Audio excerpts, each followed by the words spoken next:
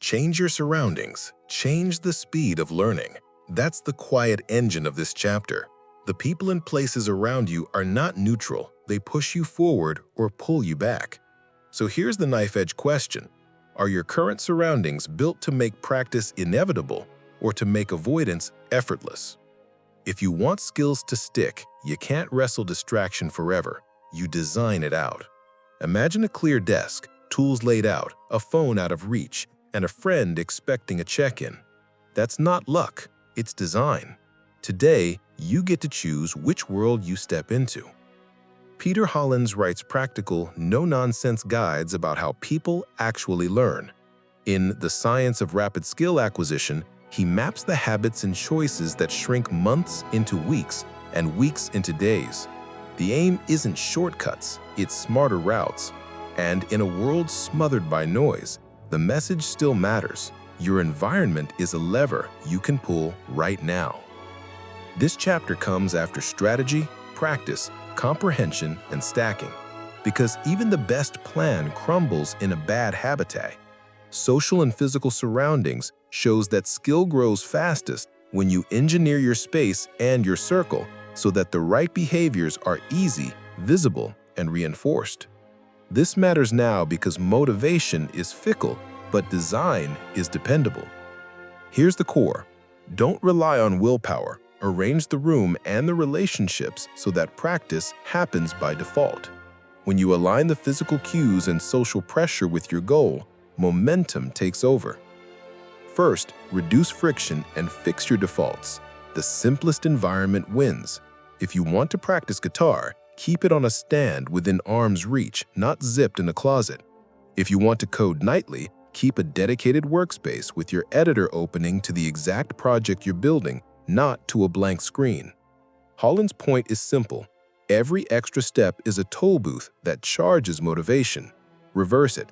Pre-lay your materials. Pin your checklist where your eyes land first and remove one drag for each essential action.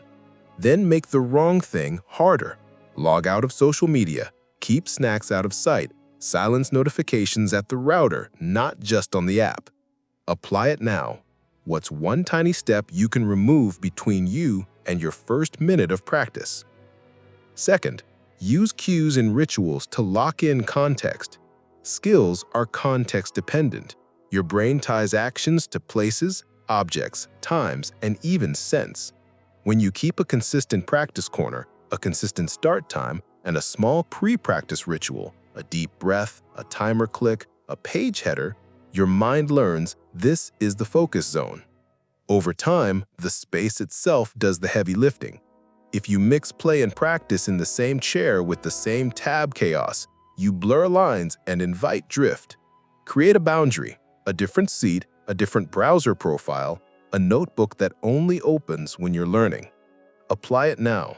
Choose a cue you can repeat tomorrow at the same time and place, and let it be the on switch. Third, choose allies, not anchors. Your social circle sets norms, what enough practice looks like, whether feedback is welcomed, whether excuses are fashionable. Find a peer who is learning the same thing and agree on a simple rule. Report your daily reps, celebrate tiny wins, and ask one question when you're stuck. If you can, secure a coach or mentor for periodic sessions, not to lecture, but to shorten the feedback loop and kill bad habits before they harden. Public commitments work too, in small doses. Tell a friend what you'll deliver by Friday, not to impress them, but to make your future self show up on Thursday. Apply it now. Send one message to one person who can become your check-in partner this week. Fourth, manipulate proximity and visibility. What you see, you do. Keep your next action visible. Today's page open on your desk. The chopsticks or keyboard where your hands land. The reference card taped to your monitor. Hide or distance temptations. Put the TV remote in another room. Move the game icons into a folder you never see. Place your phone on the shelf behind you. Proximity changes probabilities, and probabilities compound into progress. Apply it now. Move one helpful object into your line of sight and one distracting object out of your reach. Fifth, Use constraints and immersion wisely. Constraints create focus. Immersion creates momentum.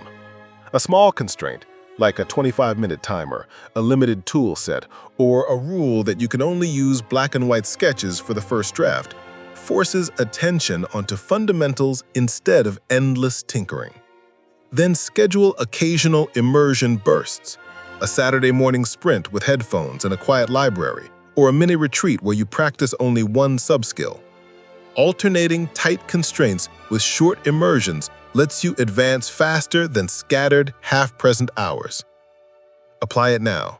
Set a simple constraint for your next session and block one mini immersion in your calendar. 6th, engineer feedback into the room. Without feedback, practice becomes repetition. With feedback, it becomes refinement. Build a loop that doesn't depend on mood. Record yourself. Compare your output to a clear model. Run a checklist that flags mistakes and adjust on the spot. Even a crude scoreboard, days practiced, sessions shipped, mistakes caught, turns the invisible visible and nudges you to keep a streak alive. Apply it now. Decide how you'll measure today's attempt so that better is a number, not a feeling. 7th, align identity with your space. When your surroundings signal who you are becoming, the right actions feel congruent. A wall of printed drafts says, "I'm a writer in progress." A tidy bench with sharpened tools says, "I'm a craftsperson who respects the work." This isn't decoration, it's direction. Let your room quietly argue for the person you're practicing to be.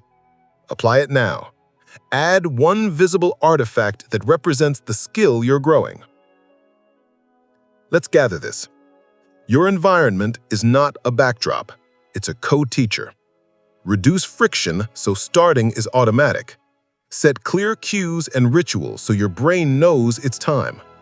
Choose peers and mentors who normalize effort and accelerate feedback. Place helpful objects near and temptations far. Use constraints to focus and immersion to surge. Track feedback so progress can be steered.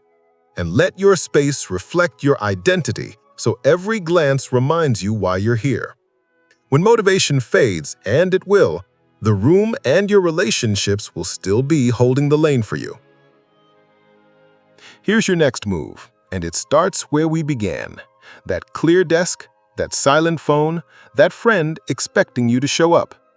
In the comments, tell me one change you'll make to your surroundings in the next 24 hours. Remove one friction, add one cue, or recruit one ally. Then open the playlist for this book and continue with the next chapter so you can stack these ideas into a system that runs even on tired days. Save this for tonight and share it with one person who's learning alongside you. Let your spaces together do the heavy lifting.